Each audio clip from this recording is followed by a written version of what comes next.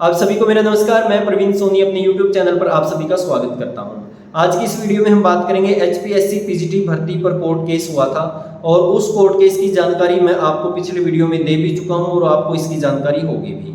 तो आज उसकी सुनवाई थी Haryana and Punjab high court के अंदर, और आप इस सुनवाई को पहली सुनवाई या इस केस की आखिरी सुनवाई भी कह सकते हैं, क्योंकि आज कोर्ट केस डिस्पोज यानी कि डिसमिस हो चुका है। और वकील साहब ने क्या कहा, जज साहब की क्या प्रतिक्रिया थी, और जो पार्टी बने थे एजी साहब वो आज आए थे या नहीं आए थे, और जब अगर आए थे तो उन्होंने क्या कहा, तो कंप्लीट जो कोर्ट रूम के अंदर जो भी बातें जो भी बहस हुई है, कंप्लीट इन्फॉर्मेशन मैं आपको इस वीडियो के माध्यम से प्रोवाइड करवाऊंगा। चैनल को सब्सक्राइब जरूर कीजिएगा और साथ ही वीडियो को अंत तक जरूर देखिएगा।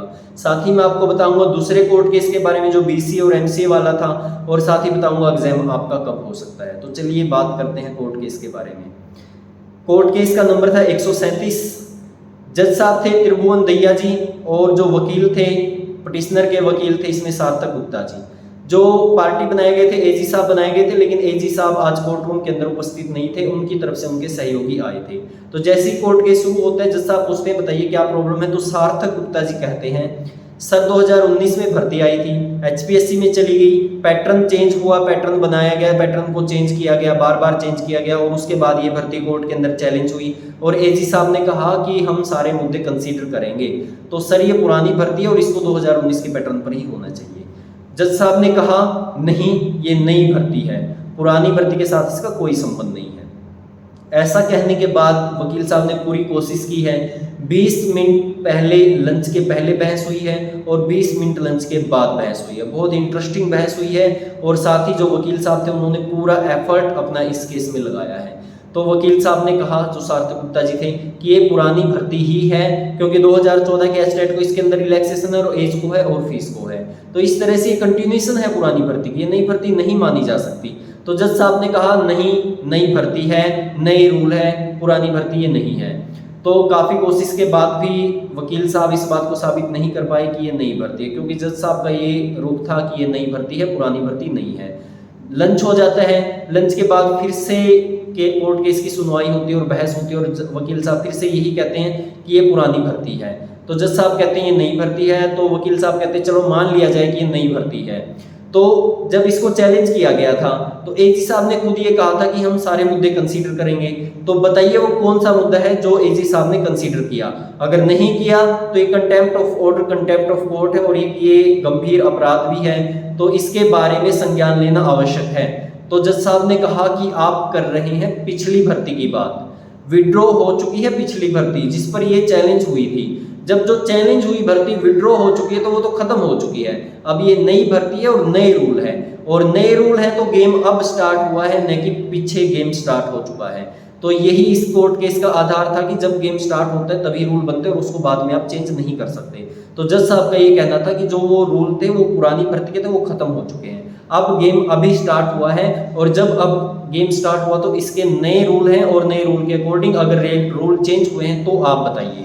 तो वकील साहब ने कहा जी इसमें रिलैक्सेशन मिलनी चाहिए अभ्यर्थियों को, क्योंकि 4 साल से उन्होंने तैयारी की है इस बात की, इस पैटर्न की। तो जज साहब ने कहा ये नई भर्ती और क्या दिक्कत है नई तैयारी करने में, सब्जेक्टिव में क्या दिक्कत है, सब्जेक्टिव की तैयारी कीजिए या फिर आप तैयारी नहीं कर सकते।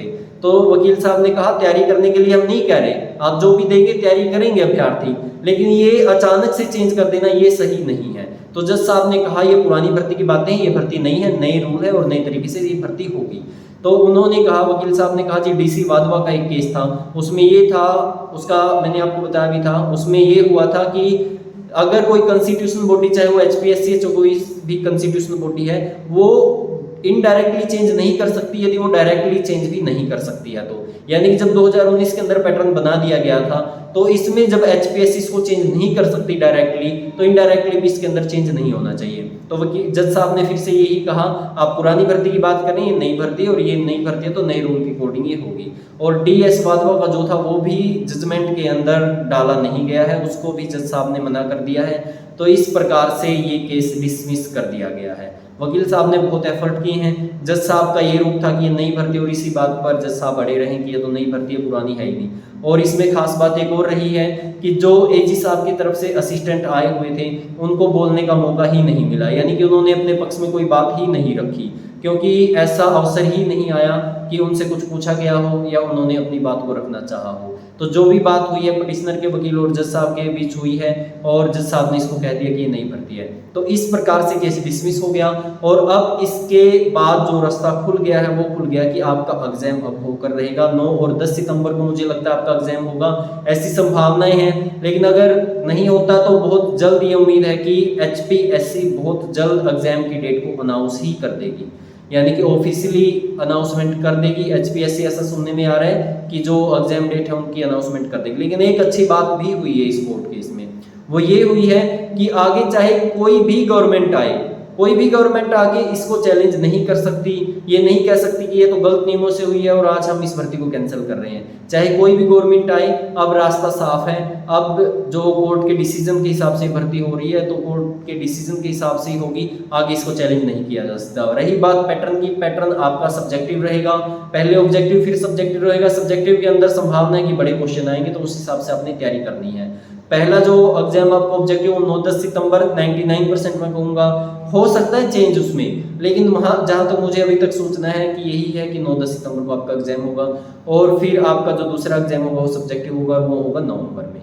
तो ऐसे आज की जानकारी थी। रही बात दूसरे केस की, BC और MC का जो केस है इस भर्ती पर कंप्यूटर के सब्जेक्ट पर, तो उसकी सुनवाई, अगली जो सुनवाई की डेट है वो 5 सितंबर दी गई है और 5 सितंबर को उसकी सुनवाई होगी। तो यही आज कोर्ट केस के अंदर हुआ है, यही कोर्ट रूम के अंदर हुआ है और यही आज की जो भी बात थी मैंने आपको उसको बता दिया। अगर आपकी कोई राय है तो कमेंट बॉक्स के अंदर जरूर मेंशन कीजिएगा, साथ ही चैनल को सब्सक्राइब जरूर कीजिएगा। आप सभी का धन्यवाद।